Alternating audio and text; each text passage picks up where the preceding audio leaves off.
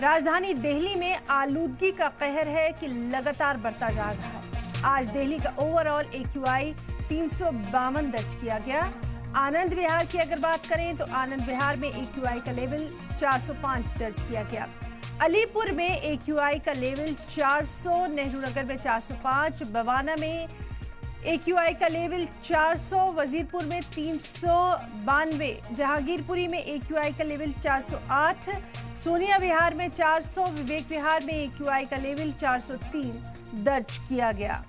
तो AQI का level आज दिल्ली के मुख्तलिफ इलाकों में जिस तरह से लगातार हम देख रहे हैं कि सर्दी बढ़ने के साथ साथ दिल्ली और NCR में आलूदगी लगातार बढ़ती जा रही है। दिल्ली का अगर ओवरऑल AQI की बात करें तो 352 दर्ज किया गया। आनंद विहार, जिसका पिछले कुछ दिनों में हम देख रहे हैं कि रिकॉर्ड सबसे खराब रहा है, वहां पर आज का जो लेवल है वो 405 दर्ज किया गया।